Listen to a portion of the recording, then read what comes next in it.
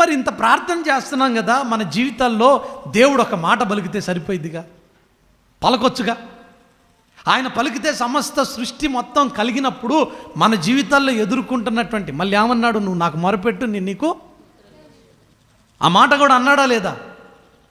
నువ్వు నాకు మొరపెట్టు నేను నీకు ఉత్తరం ఇస్తాను అని చెప్పినోడు ఇంత చేటుగా ప్రార్థన చేస్తూ ఉంటే, ఇంత ఉపవాసం ఉండి కన్నీరు గార్చి దేవుణ్ణి అడుగుతూ ఉంటే, మన నొప్పులు తగ్గట్లేదు, అప్పులు తీరట్లేదు, సమస్యలు పోవట్లేదు. ఏంటి? ఎందుకని? మౌనంగా ఉంటున్నాడు ఆయన, మాట కూడా పలకట్లేదు. ఏం పర్లేదులే చేస్తాను అని అనట్లేదు, సమాధానం రావట్లేదు. సంవత్సరాలు గడుస్తూ ఉన్నాయి. అబ్రహాముతో దేవుడు దర్శించి వాగ్దానం చేశాడు, అబ్రహామా నేను నిన్ను ఆశీర్వదిస్తానయ్యా, నీ సంతానాన్ని అభివృద్ధి పరుస్తా, నువ్వు ఆశీర్వాదకరంగా ఉంటావు అని ఎవరు చెప్పారు? సేవకుడు చెప్పాడా, దేవుడు చెప్పాడా? సాక్షాత్తు దేవుడే వచ్చి అబ్రహాంతో చెప్పాడు, నేను నిన్ను ఆశీర్వదిస్తాను, నిన్ను ఆశీర్వాదకరంగా ఉంచుతాను, నీ సంతానాన్ని విస్తరింపజేస్తానని దేవుడే వచ్చి, దేవుడే దర్శించి అబ్రహాంతో మాట్లాడాడు. ఇచ్చాడా దేవుడు? 75 సంవత్సరాల వయసు వచ్చినప్పుడు దేవుడు వచ్చి అబ్రహాంతో వాగ్దానం చేశాడు. కానీ 25 సంవత్సరాల దాకా దేవుడు ఓరకున్నాడండి, మౌనమైపోయాడు. ఎందుకని? ఈరోజు ఈ మాటలు చాలా సీరియస్గా తీసుకోండి, చాలా సీరియస్గా మీ హృదయాల్లో దాచిపెట్టుకోండి. దేవుడు కొన్నిసార్లు కొన్ని సందర్భాల్లో మౌనాన్ని దాల్స్తాడు, మౌనంగా ఉంటాడు. నువ్వు ఎంతైనా మొరపెట్టు, కథలను కూడా కదలడు. నువ్వు ఎంతనో ఉపవాసం ఉండు, కథలను కూడా కదలడు. ఎందుకో తెలుసా? మళ్ళీ దేవుడు నీతో వాగ్దానం చేసినా ఆ వాగ్దానం కూడా సంవత్సరాలు గడుస్తున్నా కానీ ఏం ముందుకు రాదు. ఎందుకని అనంటే, దేవుడు దేని విషయంలోనైనా దేన్ని కోరుకుంటాడు అనంటే పరిపూర్ణతను కోరుకుంటాడు. ఏం కోరుకుంటాడు? పరిపూర్ణతను కోరుకుంటాడు. ఇప్పుడు నువ్వే ఉన్నావు, నీ వయసు పెరిగింది, నీ కుటుంబంలో నువ్వు పని చేస్తూ ఉన్నావు, కుటుంబాన్ని నడిపిస్తూ ఉన్నావు. కుటుంబ వ్యవస్థనంతటిని కొనసాగించేటువంటి నీవు నీ పుట్టినటువంటి బిడ్డకి ఆ కుటుంబ బాధ్యత 10 సంవత్సరాల వయసులో అప్పగిస్తారా? ఓ 15 సంవత్సరాల వయసులో అప్పగిస్తారా? చెప్పండి. కొంతమందికి 20 సంవత్సరాలు వచ్చినా కానీ అప్పగించరు. ఎందుకనంటే వాడిలో పరిపూర్ణత ఉండదు. ఎవరికి బాధ్యత అప్పగిస్తాము, ఎవరిని మనము పనివారుగా నిలబెడతాము అనంటే అన్ని విషయాల్లో పరిపూర్ణుడైన వాణ్ణి, అన్ని విషయాలు అవగాహన కలిగి ఉన్నవాడిని ఆ పనికి నిర్ణయిస్తాం, ఆ పనిని అప్పగిస్తాం. అలాగే దేవుడు మన జీవితంలో పని చేయాలంటే, దేవుడు మనల్ని ఆశీర్వదించాలంటే మనం కూడా ఒక విషయంలో పరిపూర్ణత చెందాల. అదే విశ్వాసం. ఎందులో? ఆ ఇంట్లోకి వెళ్ళి ఆ ఇంటికి సమాధానం కలుగునుగాక అని పలకమన్నాడు. అప్పుడు ఆ సమాధానం వాళ్ళు పొందాలి అంటే ఆ ఇంట్లో ఉన్నటువంటి వ్యక్తులు ఎలా ఉండాలి? విశ్వాసము కలిగిన వారై ఉండాలి, విశ్వాసం కలిగిన వారై ఉండాలి. ఎవరైనా మా దగ్గరకు వచ్చి ప్రార్థన చేయమంట, విశ్వాసం ఉందా? ఇప్పుడు విశ్వాసం లేదనుకో, నేను ఆడ కూర్చొని 4 రోజులు ప్రార్థన చేసినా కానీ పొరపాటు నాకు నీరసం రావడం తప్ప వాళ్ళకి ఏం కలగదు. అవునా కాదా? మనలో ఉన్నటువంటి విశ్వాస పరిపూర్ణతను బట్టే దేవుడు కార్యాన్ని జరిగిస్తాడు. అబ్రహాముని దేవుడు దర్శించాడు, అబ్రహామును దేవుడు దర్శించి వాగ్దానం చేశాడు. కానీ వాగ్దానం నెరవేర్చబడ్డానికి 25 సంవత్సరాలైంది. ఈ 25 సంవత్సరాలు దేవుడు అబ్రహాము విషయంలో ఎందుకు మౌనమై ఉన్నాడు అనంటే, అబ్రహాము విశ్వాసమందు పరిపూర్ణుడు కావాలా. విశ్వాసమందు ఎలా ఉండాలా? పరిపూర్ణుడు అవ్వాలా. అన్న అదేంటన్న ఆ మాట అంటావు? అబ్రహాం పరిపూర్ణుడు కాదా? మరి దేవుడు రమ్మంటే వచ్చాడుగా, నువ్వు కూడా వచ్చావు ఇక్కడికి, పెద్ద బైబిల్ తీసుకొని రాలే, వచ్చావు నువ్వు కూడా. ప్రార్థన అంటే అందరితో పాటు మోకరించి ప్రార్థన చేయట్లే, ఆరాధన అంటే అందరితో కలిసి ఆరాధన చేయట్లే, దేవునికి గుప్పిలు విప్పాలంటే అందరితో పాటు గుప్పిలు విప్పట్లే, చేస్తున్నావు అన్నీ. రమ్మంటే వచ్చాడు. కానీ అబ్రహాములో విశ్వాసం పరిపూర్ణంగా తయారైందా కాలేదా అన్న సంగతి ఎవరికి తెలుసు? ఎందుకంటే ఆయన విశ్వాసానికి కర్త. దేవునికి స్తోత్రం చెప్తారా? విశ్వాసమునకు కర్త. నీలో ఎంత విశ్వాసం ఉందో ఆయనకు తెలుసు. అందుకొరకు అన్నాడు, ఆవగింజంత విశ్వాసం ఉంటే చాలన్నాడు. ఏమండి, ఈ సృష్టిలో ఎన్ని గింజలు లేవు, ఎన్ని కాయలు లేవు, వాటిని బట్టి చెప్పొచ్చు కదా. తిరిగి తిరిగి తిన్నగా తీసుకొని వచ్చి ఏ గింజతో పోల్చాడు? ఎంత ఉంటుంది ఆవగింజ? కనపడిద్దా? ఆ గింజతో ఎందుకు పోల్చాల్సి వచ్చింది? ఆవగింజతో ఎందుకు పోల్చాల్సి వచ్చింది విశ్వాసాన్ని?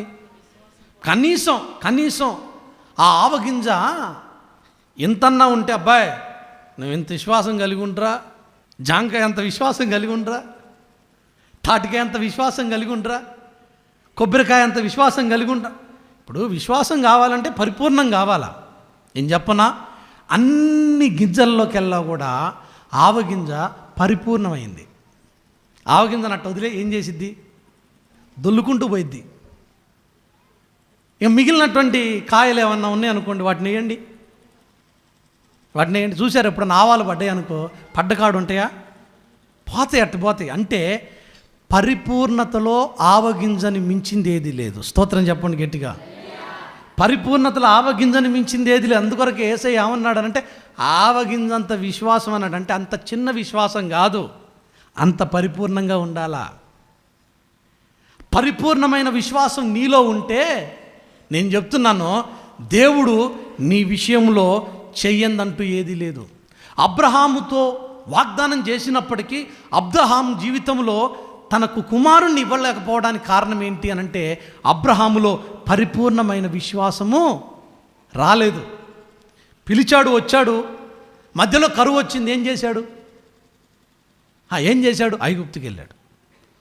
పరిపూర్ణమైన విశ్వాసం కలిగి ఉన్నవాడు ఏం చేస్తాడో తెలుసా? కనిపెట్టుకుంటాడు. ప్రభువా, పిలిచింది నువ్వు, నాకు ఏ సమస్య వచ్చినా ఏ బాధ వచ్చినా నువ్వే చూసుకోవాలా. ఎవరి లక్షణం ఇది? చెప్పాలి, ఎవరి లక్షణం? పరిపూర్ణత కలిగి ఉన్నటువంటి వ్యక్తి లక్షణం.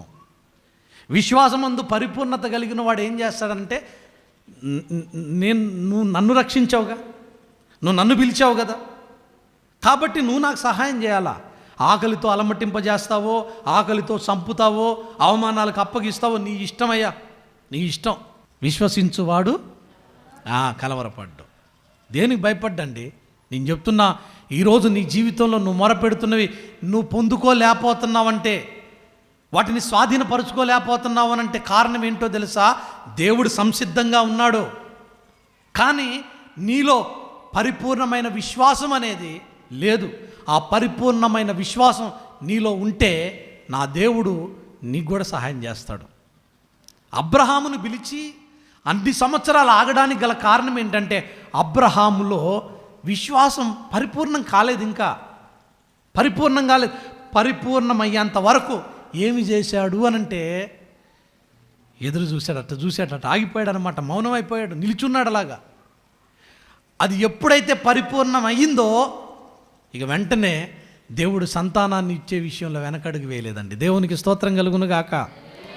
అబ్రహాము పరిపూర్ణ విశ్వాసం పొందాడు అనడానికి గల కారణం, దేవుడు అబ్రహామును దర్శించి నీకు ఒక్కడైనా నీ కుమారుణ్ణి నాకు బలిగా అర్పించు అనంటే వెనకడుగు వేయకుండా ఆ బిడ్డని తీసుకొని వచ్చి బలి అర్పించాడు. ఎంత విశ్వాసం ఉంటే,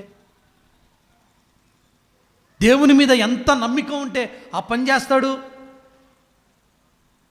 నా దేవుడు మృతులను సజీవులుగా లేపుటకు శక్తి కలిగిన వాడు. ఒకవేళ నా బిడ్డని బలిగా అర్పిస్తే ఆ మరణించినటువంటి బిడ్డని మళ్ళీ సజీవంగా లేపి నాకు ఇవ్వగలిగినటువంటి దేవుణ్ణి నేను నమ్ముకున్నా. చేతగాని వాడు కాదు, చేయలేని వాడు కాదు. మృతులను సజీవులుగా పిలిచే దేవుడు, లేని వాటిని ఉన్నవాటిగా పిలిచే దేవుడు, అసాధ్యాలను సుసాధ్యపరచగలిగిన దేవుడు, మరణాన్ని జీవముగా పిలిచే దేవుడు. ఈ మాటలు ఎంతమంది గుండెల్లోకి పోతున్నాయో నాకైతే తెలియదు, కానీ నువ్వు నమ్ముకున్నటువంటి దేవుడు ఎంతటి గొప్పవాడో దేవుని ఆత్మ నీకు తెలియపరుస్తూ ఉన్నాడు. అలాంటి దేవుణ్ణి నమ్ముకున్నావు నువ్వు. ఆయన మీద నువ్వు పరిపూర్ణమైన విశ్వాసాన్ని కలిగి ఉండాలా. అపరిపూర్ణంగా ఉండకూడదు. పరిపూర్ణమైన విశ్వాసం. ఆవగింజంతా, గింజలన్నింటిలోకెళ్ళి ఆవగింజ చిన్నదే, కానీ ఆవగింజలో ఉన్నటువంటి విధానం మిగిలిన గింజల్లో లేనిది ఏంటి అనంటే ఆవగింజ పరిపూర్ణతకి సాదృశ్యమైందనమాట. అలాంటి పరిపూర్ణమైన విశ్వాసం నీలో వచ్చేంత వరకు దేవుడు ఏం చేస్తాడంటే అలా చేతులు కట్టుకొని చూస్తూ ఉంటాడు. చేతులు కట్టుకొని చూస్తాడు. ఆ పరిపూర్ణ విశ్వాసం నీలోనికి రావాలా. అప్పటి వరకు దేవుడు ఏం చేస్తా అంటే మన విషయంలో కాముగా ఉంటాడండి. ఇప్పుడు అర్థమైందా? మీరు అనుకుంటున్నవి, మీరు ఆశించినవి మీరు ఇంకా పొందుకోలేకపోతాడానికి కారణం ఏంటి అని అంటే ఆ పరిపూర్ణమైన విశ్వాసం నీలో ఏర్పడడానికి ఆలస్యం చేస్తున్నావు నువ్వు. అది నీదే లోపం, ఆయనది కాదు. ఆయనది కాదు లోపం, నీలోనే లోపం ఉంది. ఆ విశ్వాసాన్ని నువ్వు కలిగి ఉంటే ఖచ్చితంగా నీకు ఆశీర్వాదం వచ్చిద్ది. ఆ ఇంట్లో ఆ యోగ్యకరమైనటువంటి పాత్ర ఉంటే, ఆ విశ్వాస సంబంధమైన వ్యక్తి అక్కడ ఉంటే ఆశీర్వచనం పలకడం ఆలస్యం, వెంటనే ఇప్పుడు రక్తస్రావం కలిగినటువంటి స్త్రీ వైద్యుల దగ్గరికి వెళ్ళింది, తిరిగింది. తన దగ్గర ఉన్న డబ్బులన్నీ కూడా వేపరుచుకొని లాస్ట్కి ఇంకేం చేయాలో అర్థం కాక కామైపోయింది. ఎవరో చెప్పారు, యేసు ప్రభు దగ్గరికి వెళ్ళమ్మా నీ జీవితంలో కార్యం జరిగిద్ది అని అంటే అక్కడికి వచ్చింది. కానీ జనం విస్తారంగా ఉన్నారు. కానీ తన హృదయంలో ఏం నమ్మింది అని అంటే ఆయన దగ్గరికి వెళ్ళి ఆయన నా మీద చేతులు పెట్టి ప్రార్థన చేయడం కాదులే, కానీ ఆయన వస్త్రపు చెంగు ముట్టుకున్నా చాలు. దీన్ని ఏమంటారు? అది కదా, ఆయన వస్త్రపు చెంగు ముట్టుకున్నా చాలు నాకు అనేటువంటి విశ్వాసంతో జనసంధానములందట్లో వెళ్ళి ఆమె ఆ విశ్వాసంతో ఆ చెంగును ముట్టుకుంది. విచిత్రం ఏంటో తెలుసా? యేసయ్య యేసు నామములో నీకు స్వస్థత కలుగును గాక పో అనలేదు, నీ రక్తధారలు కట్టబడును గాక అనలేదు, మాట కూడా మాట్లాడలేదు. కానీ ఎప్పుడైతే ఈమె వస్త్రపు చెంగును ముట్టిందో బైబిల్లో రాయబడ్డది, ప్రభావము ఆయనలో నుంచి విడుదలైందంట. చప్పట్లు కొట్టండి గట్టిగా. ప్రభావం ఆయనలో నుంచి విడుదలైంది. అక్కడికక్కడే ఆమె రక్తధారలు కట్టబడ్డ ఇంచుమించు కొన్ని సంవత్సరాల నుంచి ఎదుర్కొంటున్నటువంటి మానసిక క్షోభ, వ్యాధి వస్త్రపు చెంగు ముట్టుకుంటే స్వస్థత కలిగింది. అంటే తన గుండెల నిండా పరిపూర్ణమైన విశ్వాసంతో యేసయ్య దగ్గరకు వచ్చింది. ఈరోజు వస్తున్నాం, మనం కూడా వస్తున్నాం, సందేహాలతో వస్తాం, అనుమానాలతో వస్తాం, అయ్యిద్దా కాదా అన్నట్టు వస్తాం. ఎన్ని సందేహాలు, అడిగేటప్పుడే సందేహం. నేను చెప్తున్నా అది ఉండకూడదు. అడిగిన దానిని పొంది ఉన్నామని నమ్మాలి. నువ్వు చేయగలిగిన వాడు ఆయన.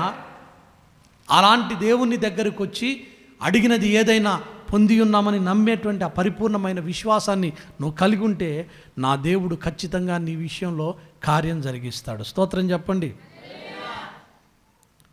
దేవుడు ఎందుకు మౌనంగా ఉంటాడు అనంటే, మనం ఇంత మొరపెట్టినా, ఇంతగా అర్థించినా, ఇంత చేసినా దేవుడు ఎందుకు మౌనమైపోతాడు అనంటే, నేను చెప్తున్నాను దానికి కారణం ఏంటి అనంటే మనలో పరిపూర్ణమైన విశ్వాసము లేకపోబట్టి.